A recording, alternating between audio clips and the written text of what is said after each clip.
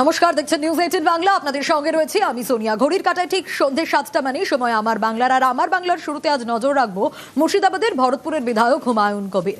এবার তার গলায় হুঙ্কার সংখ্যালঘু ভোট এক করার, কারণ সোমবার নতুন দল ঘোষণা করবেন তিনি। 2,82,00,000 মুসলমান ভোট আছে, তাদের 1.5 কোটি ভোট হুমায়ুন কবিরকে দিলে 90টা সিট পাবে। বেশি পায়তারা করলে 294টাই লড়বো। যে জিতবে যে হারবে কাউন্টিং এর দিনে বুঝে নেবে। আমার জোট অপশন খোলা থাকবে, আমি কোনো এমএলএ কে নেব না। নতুন করে নতুন সূর্য উঠবে বাংলায়। আপনার লড়াই তৃণমূল বিজেপি উভয়ের বিরুদ্ধে। উভয়ের বিরুদ্ধে দেখে নেবেন। নাম জনতার পার্টি, বাংলার জনতার পার্টি হবে। কিংমেকার তো হবই। এমনও হতে পারে যে আমার পিছনে চলে যাবে শাসক দল, আমার পিছনে চলে যাবে বিজেপি দল। সোমবার নতুন দল ঘোষণা, তার আগে এভাবেই হুমায়ুন কবিরের চড়া সুর। গত 4 ডিসেম্বর হুমায়ুনকে দল থেকে সাসপেন্ড করে তৃণমূল। ওই দিনে মুর্শিদাবাদের ভরতপুরের বিধায়ক ঘোষণা করেন 22 ডিসেম্বর তিনি নতুন দল ঘোষণা করবেন। সেই মতো সোমবার বেলডাঙ্গার খামারুপাড়ায় সভা। আমি মনে করেছি আমার সূচনাটা একটু রাজকীয় ভাবে হোক, আম পাবলিককে একটু ফ্রি হ্যান্ড দিয়ে। বহরমপুরে বাধা দিয়েছে তৃণমূল, আমার মনে হয় আরো আমার মঙ্গলই করেছে। আমি অনুমান করছি 4 লাখ লোক উপস্থিত হবে। আসামের বরপেটা থেকে কিছু মানুষ ফোন করেছিল, তারা লাক্সারি বাস ভাড়া করে সভাতে যাবে। লোগও হবে। আমি টেবিল আমার খুব পছন্দ, টেবিল রেখেছি, জোড়া গোলাপ ফুল রেখেছি। নিজেরা তাদের বাপকে নির্বাচিত করবে। বিজেপি শুভেন্দু অধিকারী যদি সংবিধানকে তক্কা না করে আমি হিন্দুদের এমএলএ, আমি হিন্দুদের ভোটে নির্বাচিত, আর মুসলমান যে কটা এমএলএ তৃণমূলের জিতে আসবে বিধানসভায় তাদের চ্যাংদোলা করে রাস্তায় ফেলবো, তা আমি 2,82,00,000 মুসলমান ভোট আছে, তাদের 1.5 কোটি ভোট হুমায়ুন কবিরকে দিলে 90টা সিট পাবে। বেশি পায়তারা করলে 294টাই লড়বো। যে জিতবে যে হারবে কাউন্টিং এর দিনে বুঝে নেবে। ক্যামেরা অসিত দাসের সঙ্গে প্রণব বন্দ্যোপাধ্যায় এবং আবির ঘোষাল, নিউজ 18 বাংলা। মোহন ভাগবতের বাবরি তোপ, নতুন করে বাবরি মসজিদ তৈরির পিছনে রাজনৈতিক ষড়যন্ত্র দেখছেন আরএসএস প্রধান। एक झगड़ा चल रहा था, अंत में कोर्ट के हवाले कर दिया कि भाई आप निर्णय करो, और एक निर्णय दिया तो वहां राम मंदिर बन गया। ये मंदिर मस्जिद वाला झगड़ा वहां समाप्त हो। अब फिर से बाबरी मस्जिद बनाकर उस झगड़े को रीस्टार्ट करने का ये पॉलिटिकल षड्यंत्र है, मतों के लिए हो रहा है। न ये मुसलमानों की भलाई में है, न ये हिंदुओं की भलाई। झगड़ा खत्म हो रहा है, अच्छी सद्भावना बनेगी तो ये फिर से वो खाई चौड़ी करने का प्रयास हो जाता है। ऐसा नहीं होना चाहिए, ऐसा मुझे लगता है। সংখ্যালঘু ভোট কাটতে ষড়যন্ত্র, হুমায়ুন কবিরের চড়া সুর বিজেপি নেতা লকেট চট্টোপাধ্যায়। পরিকল্পিত একটা ষড়যন্ত্র, বিভিন্নভাবে চেষ্টা করছেন যে মাইনরিটি ভোটগুলোকে কিভাবে একসাথে রাখা যায়, কিভাবে ওনার সঙ্গে জোড়া যায়। কখনোই বাংলার বুকে দ্বিতীয়বারের জন্য হিস্ট্রি বাবরি মসজিদকে রিপিট করতে পারবে না। আর এরপর কি বলেছেন কুণাল ঘোষ, শোনাবো। উনি 294টা আসনে প্রার্থী দিন, আর ছোটখাটো জায়গায় দল ঘোষণা না করে ব্রিগেডে এসে দল ঘোষণা করুন। যে ব্যক্তি 2019 সালের লোকসভা নির্বাচনে বাবরি মসজিদ যে দল ভেঙেছিল সেই বিজেপির প্রার্থী ছিলেন, আজকে তিনি কাদের সাহায্য করার জন্য বিজেপি বিরোধী কথা বলে ভোট ভাগের চেষ্টা করছেন, এটা মানুষ পুরো বুঝতে পারছেন। তৃণমূল ছাড়া কাউকে ভোট দেওয়ার অর্থ ঘুরিয়ে সেই বিজেপির হাত শক্তিশালী করা।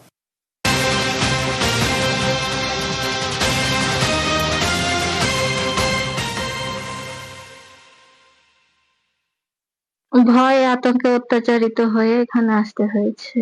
প্রতিবাদ করতে পারে না হিন্দুরা, বাড়ি থেকে বের হতে পারতাম না দিনে বা সন্ধ্যার পর। কোথাও বলতো যে আমাদের কথা শুনে আমাদের মতো চলতে হবে। যেহেতু হাসিনা সরকার চলে যাওয়ার পর জিনিসটা আরো বেশি হয়েছে। এখানে আমরা এক দাদার মারফতে 2,000 টাকা দিয়ে এসেছি। আমরা ভারত সরকারের কাছে একটাই আবেদন, আমাদেরকে যেন নাগরিকত্ব দেওয়া হোক। ওই দেশে আমরা কখনোই যাব না, আর ওই দেশে যদি আমাদেরকে পাঠিয়ে দেয় তাহলে আমাদেরকে যেন গুলি করে মেরে ফেলে। এই ভয়ঙ্কর বক্তব্যটা শুনলেন, বাংলাদেশে পাঠিয়ে দিলে গুলি করে মারা হোক, এবং কাতর আরজি অনুপ্রবেশকারী বাংলাদেশি পরিবারের অশান্ত পদ্মাপাড় থেকে 3 মাস আগে পালিয়ে ভারতে এসেছেন। কিন্তু কেন এরকম একটা ভয়ঙ্কর কথা তারা বলছেন? আরো বিস্তারিত সেবক জানাতে পারবে এই বিষয়ে। সেবক, 3 মাস আগে চলে আসা, একটা প্রতিবেশীর কাছে থাকা, কিন্তু এখানেই সব থেকে বড় প্রশ্ন যে যদি বাংলাদেশে তাদের পাঠিয়ে দেওয়া হয় এরপর, তাহলে তার থেকে ভালো গুলি করে মেরে দেওয়া হোক। এরকম একটা ভয়ঙ্কর কথা তারা কেন বলছেন, কি কারণ?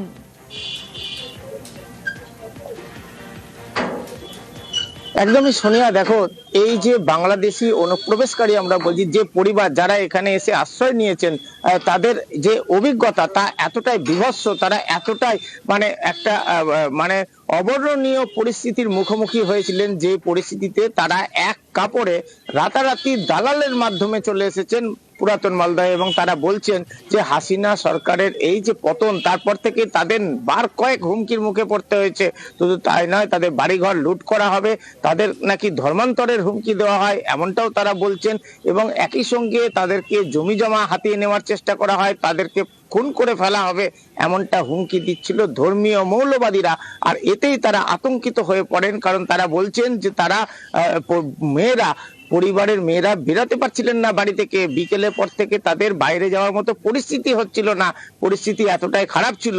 ফলে অনুপ্রবেশকেই তারা একমাত্র পথ হিসেবে বেছে নেন। তারা জানেন এইভাবে একটা দেশে প্রবেশ করা যায় না, কিন্তু তারপরেও তারা বলছেন যে ওখানে খুন হয়ে যেতে পারতেন, তাদের প্রাণ সংশয় ছিল, তাই প্রাণ বাঁচাতে তারা প্রাণ হাতে নিয়ে পালিয়ে এসেছেন এখানে ভারতে, মালদায়, যেখানে কিন্তু প্রতিবেশীরাও তাদের পাশে দাঁড়িয়েছেন। প্রতিবেশীরাও তারা বলছেন যে যেভাবে একটি পরিবার এইভাবে এসেছে তাদেরকে তারা সহযোগিতা করছেন, তারা চান যে সরকার আশ্রয়ের কথা ভাবুক। কিন্তু তাদের যে শরীরী ভাষা তাতে কিন্তু স্পষ্ট তারা একটা বিভৎস চরম একটা পরিস্থিতির মুখে পড়েছিলেন, যে পরিস্থিতিতে দাঁড়িয়ে তাদেরকে অনুপ্রবেশ বা এই ভারতে আশ্রয় নেওয়া ছাড়া বিকল্প কোনো পথ ছিল না, এমনটা বলছে পরিবার। এখনো তারা আতঙ্কিত, তারা নিজেদের চোখ মুখ দেখাতে পর্যন্ত ভয় পাচ্ছেন। চোখে মুখে আতঙ্কের ছাপ স্পষ্ট যখন এই বক্তব্য আমরা দর্শকদের শোনাচ্ছিলাম। বেশ সেবক, সরকারের কাছে হাত জোর করে আবেদন করছে যে আমাদেরকে নাগরিকত্ব দেওয়া হোক, আমরা বাংলাদেশে আর ফেরত যাব না, আমরা ওই দেশে গেলে আমাদেরকে মেরে ফেলবে। সরকারের কাছে হাত জোর করে আবেদন করছে যে আমাদেরকে নাগরিকত্ব দেওয়া হোক, আমরা বাংলাদেশে আর ফেরত যাব না, আমরা ওই দেশে গেলে আমাদেরকে মেরে ফেলবে। আসছে বাংলাদেশ থেকে, ওরা অত্যাচারের জন্য এখানে চলে আসছে, আসি এতো আছে, থাকবে। আপনারা সহযোগিতা করছেন? হ্যাঁ, সহযোগিতা আমরা বললাম যে থাকো, এখানে থাকো, কোনো অসুবিধা নাই, ভয় নাই। কালকে থেকে 2 জন আসছিল তো ভয় পাচ্ছিল, তো আমাদের কোনো অসুবিধা নাই, থাকো, আমরা তো আছি পাশে, আমরা তো দেখছি কি বলছে না বলছে। আপনারা সহযোগিতা করবেন? হ্যাঁ, করবো। চট্টগ্রামে ভারতের হাই কমিশন, সেখানে ভিসার কাজ বন্ধ অনির্দিষ্টকালের জন্য। কেন? তার কারণ বাংলাদেশের এই পরিস্থিতি, আবারও অগ্নিগর্ভ বাংলাদেশ, আর সে কারণেই ইতিমধ্যে বন্ধ করে দেওয়া হয়েছে চট্টগ্রামে ভারতের হাই কমিশনে ভিসার কাজ। অনির্দিষ্টকালের জন্য ভিসা সংক্রান্ত কাজ বন্ধের সিদ্ধান্ত নেওয়া হয়েছে।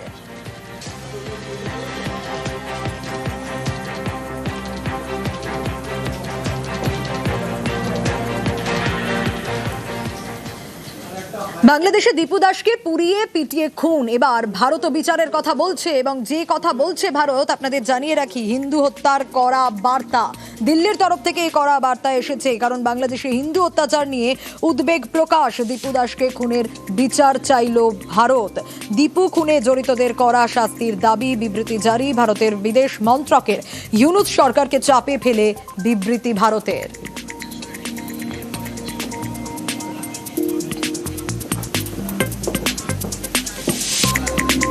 বাংলাদেশে হিন্দু হত্যা কড়া বার্তা দিল্লির। বাংলাদেশে দীপু দাসকে পিটিয়ে পুড়িয়ে খুন, আর সেই ঘটনায় এবার বিচার চাইল ভারত। দীপু দাসকে খুনের বিচার চাইল ভারত। বাংলাদেশে হিন্দু অত্যাচার নিয়ে উদ্বেগ প্রকাশ।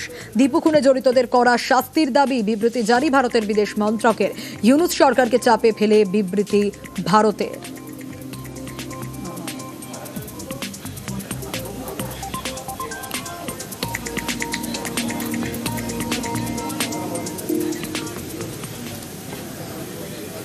আর ওসমান হাদি খুনে অগ্নিগর্ভ বাংলাদেশে আগেও অগ্নিগর্ভ পরিস্থিতি তৈরি হয়েছে, আবারও বাংলাদেশে সেই অগ্নিগর্ভ পরিস্থিতি। আর এবার ওসমান হাদি খুনের ঘটনায় বাংলাদেশের সংসদ ভবনে উন্মত্ত জনতা, ব্যারিকেড ভেঙে সংসদ ভবনে রীতিমতো তাণ্ডবের ছবি। হাসিনা বিরোধী নেতা খুনে পদ্মা পার, একেবারে তোলপাড় যে ছবি আপনাদের দেখাচ্ছি বাংলাদেশের সংসদ ভবনে, যেখানে ঢুকে পড়েছে উন্মত্ত জনতা এবং কি পরিস্থিতি তৈরি হয় সেই ছবি আপনাদের দেখাচ্ছি। 20 ডিসেম্বরের সেই ছবি, একেবারে ব্যারিকেড ভেঙে সংসদ ভবনে তাণ্ডব।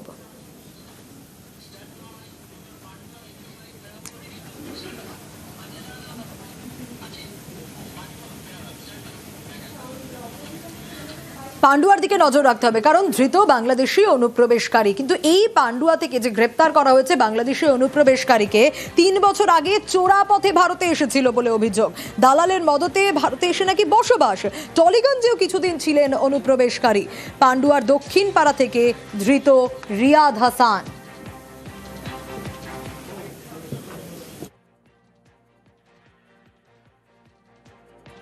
পাসপোর্ট আছে? ছিল অ্যাক্টিভ আছে এখন, বা ভিসা আছে? এলেন কিভাবে দেশে? দালাল মারফত এসছেন? বাড়ি কোথায়? বাংলাদেশ। কতদিন আছেন এখানে? 3 বছর। 3 বছর কোথায় থাকতেন? কলকাতাতে। পান্ডুয়ায় কতদিন? পান্ডুয়ায় পরিচিত লোক আছে, ওর সাথে করতে আসি। লগ্নজিতা চক্রবর্তীকে গান গাইতে বাধা। হ্যাঁ, স্কুলের একটা বার্ষিক অনুষ্ঠান, আর সেখানে লগ্নজিতা চক্রবর্তী প্রোগ্রামে গিয়েছিলেন। কি হলো সেখানে?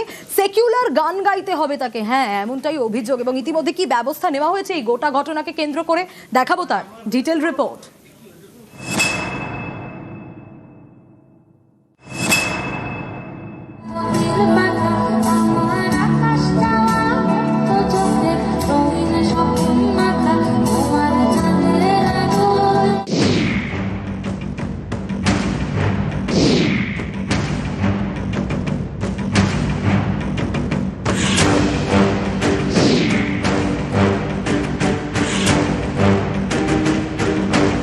জাগো মা বলে একটা গান, যেটা এই পুজোতে দেবী চৌধুরানী বলে একটা ছবি রিলিজ করেছে। এইটা সেই ছবির গান। অবভিয়াসলি আমি গেছি ছবিতে। যখন আমি কথা বলছিলাম হঠাৎ আমরা রিয়েলাইজ করলাম যে একজন মানুষ স্টেজের দিকে ছুটে এলেন। উনি স্টেজে উঠে গেলেন এবং even before we could realise anything উনি আমার প্রায় এরকম একটা ডিস্টেন্সে চলে এলেন। প্রত্যেকে দেখেছেন যে উনি আমাকে মারতেই আসছিলেন স্টেজে। সবাই মিলে যখন ওনাকে ধরে টেনে নিয়ে সরিয়ে নিয়ে যাচ্ছে, তখন উনি চিৎকার করে বলেন যে অনেক জাগমা হয়েছে, এবার একটু সেকুলার গা, মানে তুই তো কারি।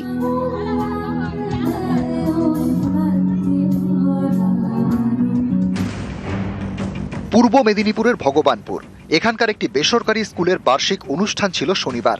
স্কুলের কাছেই মঞ্চ বাঁধা হয়, সেখানে গান গাইছিলেন লগ্নজিতা চক্রবর্তী। এই অনুষ্ঠানেই হুলস্থুল কাণ্ড। সঙ্গীত শিল্পীর অভিযোগ,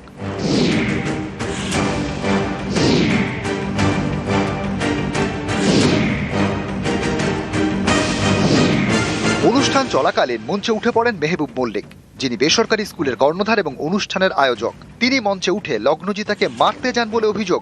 কয়েকজন মিলে মেহবুবকে ধরে ফেলেন। স্টেজ থেকে নামানোর সময় সেকুলার গান গাওয়ার দাবি জানান মেহবুব। জাগো মা বলে একটা গান, যেটা এই পুজোতে দেবী চৌধুরানী বলে একটা ছবি রিলিজ করেছে। এইটা সেই ছবির গান। অবভিয়াসলি আমি গেছি ছবিতে। যখন আমি কথা বলছিলাম হঠাৎ আমরা রিয়েলাইজ করলাম যে একজন মানুষ স্টেজের দিকে ছুটে এলেন। উনি স্টেজে উঠে গেলেন এবং even before we could realise anything উনি আমার প্রায় এরকম একটা ডিস্টেন্সে চলে এলেন। প্রত্যেকে দেখেছেন যে উনি আমাকে মারতেই আসছিলেন স্টেজে। সবাই মিলে যখন ওনাকে ধরে টেনে নিয়ে সরিয়ে নিয়ে যাচ্ছে, তখন উনি চিৎকার করে বলেন যে অনেক জাগমা হয়েছে, এবার একটু সেকুলার গা, মানে তুই তো কারি। এরপরে অনুষ্ঠান ছেড়ে বেরিয়ে যান লগ্নজিতা। তার অভিযোগ, ভগবানপুর থানার ওসি শাহেন শাহ হক অভিযোগ নিতে গড়িমসি করেন। পরে অভিযোগ জমা নেওয়া হয়।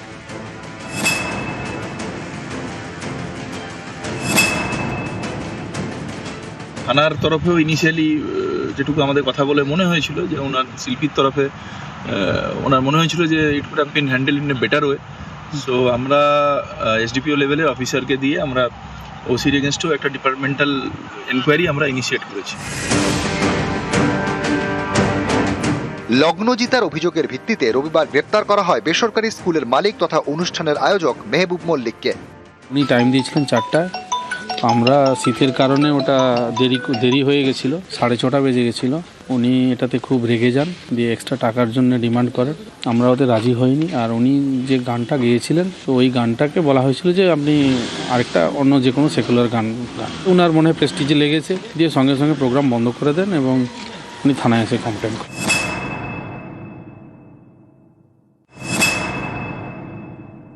আমার 26 তারিখ আরামবাগে শো আছে এবং আমি 26 তারিখেও গতকালের মতোই 7 নম্বরেই জাগমা গাইবো এবং আমার পুলিশ প্রশাসনের উপর সম্পূর্ণ আস্থা আছে। আমি শিওর আরামবাগ থেকে আমি শো সম্পন্ন করে ফিরবো এবং আমাকে কেউ স্টেজে মারতে ওঠার সাহস পাবেন না এরপরে আর। নিউজ 18 বাংলা।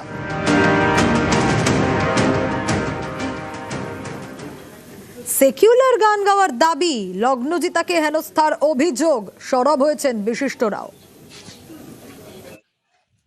কোনো সংস্কৃতির মনস্ক মানুষ যেই হন না কেন, তিনি তার জাত ধর্ম যাই হোক, তার এই ধরনের কথা বলা ঠিক না। যিনি বা যে বলেছেন, আমার মনে হয় সেটা একটা বিচ্ছিন্ন ঘটনা।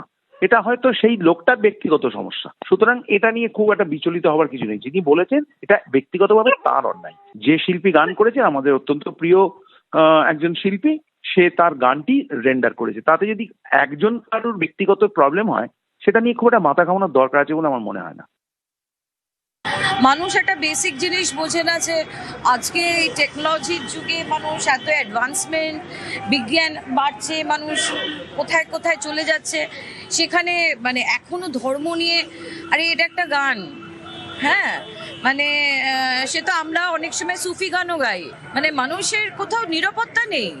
আর আগে যেরকম শিল্পীদের একটা সম্ভ্রমের চোখে দেখা হতো, এখন কিছু শিল্পী সেটা তাদের নিজেরাই সেটাকে ডাউন করেছে, মানে মানুষ এখন শিল্পীদেরকে সে জায়গাটাও দিচ্ছে না। একজন শিল্পী তিনি স্বাধীন, তার যে গান ইচ্ছে তিনি সে গানই গাইবেন। আমার সে গান পছন্দ না হলে আমি সেখান থেকে চলে যাব। কিন্তু এই ধরনের দাবি যারা করছে তারা ফ্যাসিস্ট, এবং এই ধরনের ফ্যাসিস্ট রাজনীতি আমরা ভারতবর্ষের ইতিহাসেও দেখেছি। তারা দাঁড়াতে পারেনি। আসলে যারা সেকুলারিজমের দোহাই দিয়ে মানুষের মাথায় বন্দুক ঠেকাচ্ছে এবং বাধ্য করছে কিছু করতে, তাদের মতো ফ্যাসিস্ট আর নন সেকুলার হয় না। আর এবার নজর রাখবো, শুরু হয়েছে পানিহাটি উৎসব, তাই মাঝপথেই সোদপুর ব্রিজ, অত্যন্ত গুরুত্বপূর্ণ একটা ব্রিজ, তার মেরামতির কাজ বন্ধ হয়ে গেছে। স্থানীয়রা সরব হয়েছে, কারণ সংস্কার হওয়ার আগেই তো যান চলাচল শুরু হয়ে গেছে। বিরোধীরাও সরব হয়েছে। অন্যদিকে অভিযোগ করছেন পানিহাটির তৃণমূল বিধায়ক ষড়যন্ত্রের।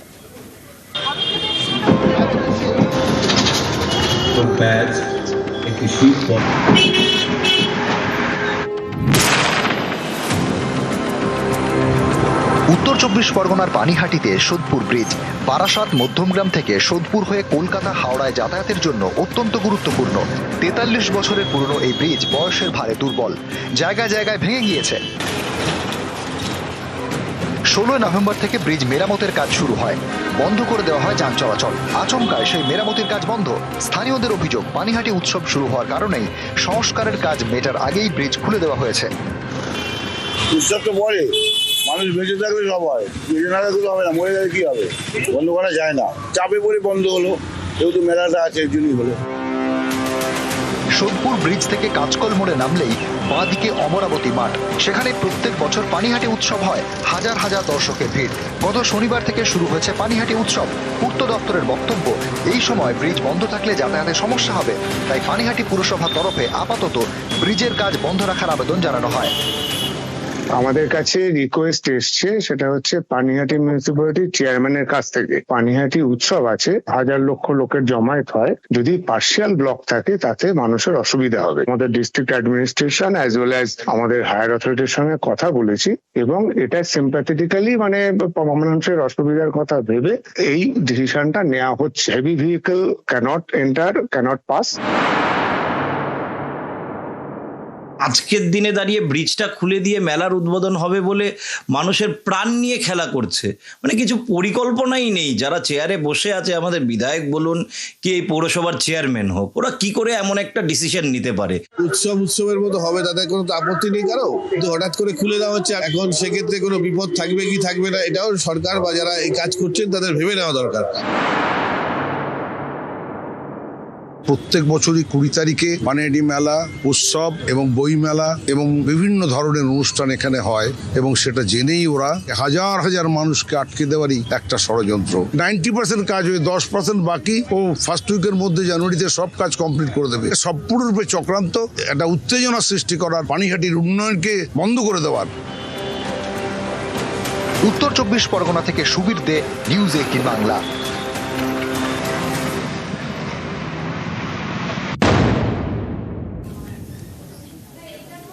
আর এরই পাশাপাশি নজর রাখতেই হচ্ছে এবার ঠাকুর বাড়িতে বিজেপির গাড়িতে বিজেপির তালা। কেন এ কথা বলছি তার কারণ মণ্ডল সভাপতির নাম ঘোষণা নিয়ে নাকি ঝামেলা। আর বনগাঁ জেলা বিজেপি সভাপতির গাড়িতে শিকল দিয়ে দেওয়া হয়েছে। দেখো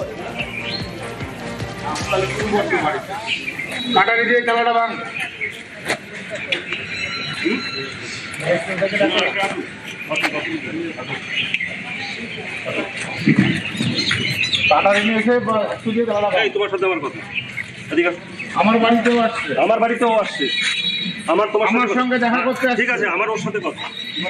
আমার কথাটা হচ্ছে যে তুমি সেদিনকে পালাই গেলা, তারপরটা সেদিনকে বললো, তারপর না ওই যে কাটারি দিয়ে খেলাটা ভাঙ।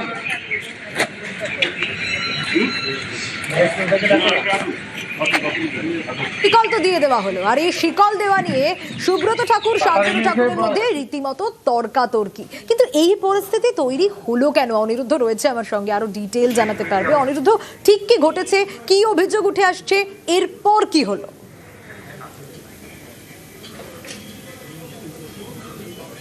দেখো সোনিয়া, তোমাকে জানিয়ে রেখে যে উত্তর 24 পরগনা ঠাকুরনগর ঠাকুর বাড়িতে আজ দুপুরবেলায় মণ্ডল সভাপতির নাম ঘোষণা করছে না জেলা সভাপতি, সেই অভিযোগে শান্তনু ঠাকুরের বাড়িতে গিয়েছিল বনগাঁ জেলা বিজেপি সভাপতি বিকাশ ঘোষ। সেই সময় তার গাড়িতে শিকল দিয়ে তালা ঝুলিয়ে দেওয়ার অভিযোগ ওঠে বিজেপি বিধায়ক সুব্রত ঠাকুরের বিরুদ্ধে।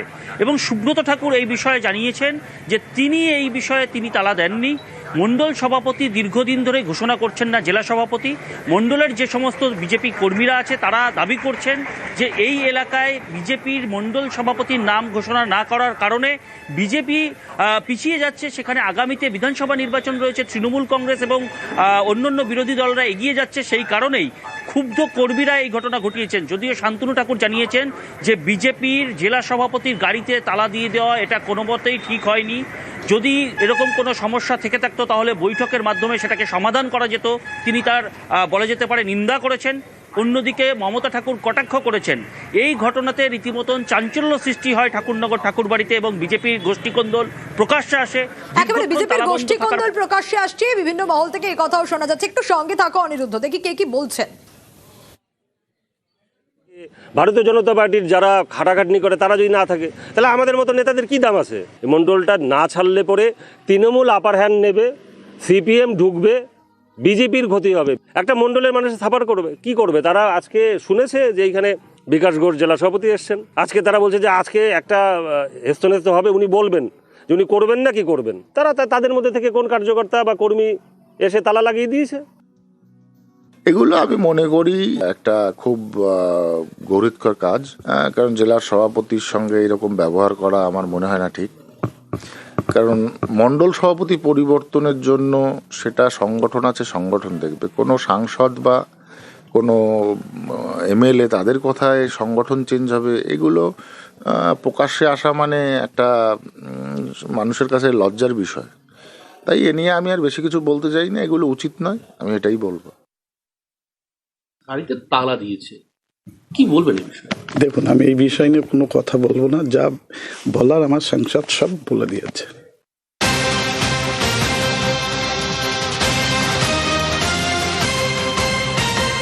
এত বিবাদের কারণ নাকি মণ্ডল সভাপতির নাম ঘোষণা নিয়ে, চাপে মণ্ডল সভাপতির নাম ঘোষণা। অনিরুদ্ধর কাছ থেকে আরো বিস্তারিত জানতে পারবো। অনিরুদ্ধ, এই যে নাম ঘোষণা করা হলো, এই নাম ঘোষণাকে নিয়েই তো এত কিছু, এর আপডেটটা একটু চাইবো তোমার কাছ থেকে।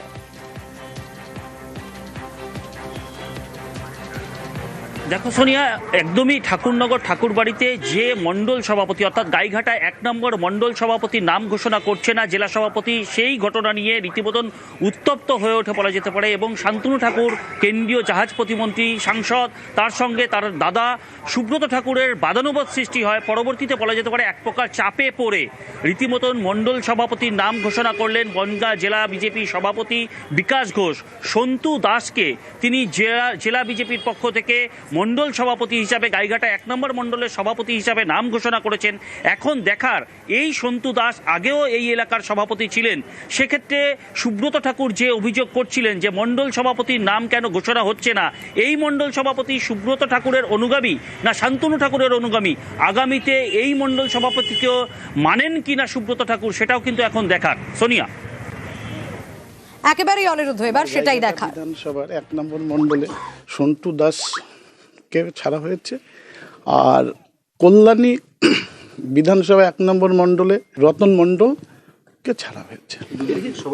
হ্যাঁ, দুজনকে সভাপতি। ওরা আগে ছিল সংঘ, আমাদের সামনে ভোট আছে আর 3 মাস। এখন নতুন করে যদি আমরা কোনো সভাপতি করি তাহলে আমাদের কাজের ডিস্টার্ব হতে পারে। ওরা খুব ভালো অ্যাক্টিভ কাজ করছে, ওর জন্য ওদেরই আবার।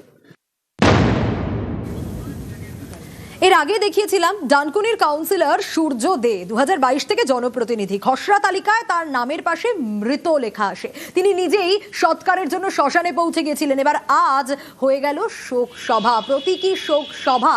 আজ সূর্য দে সেই প্রতীকী শোক সভার অ্যারেঞ্জমেন্ট করেছিলেন, যেখানে কল্যাণ বন্দ্যোপাধ্যায় তিনিও উপস্থিত ছিলেন এবং জীবিত কাউন্সিলরের শোক সভা হলো। হ্যাঁ, জীবিত কাউন্সিলরের খসড়া তালিকায় মৃতের নাম এবং ডানকুনি টিএমসি কাউন্সিলরের প্রতীকী শোক সভা হলো আজ।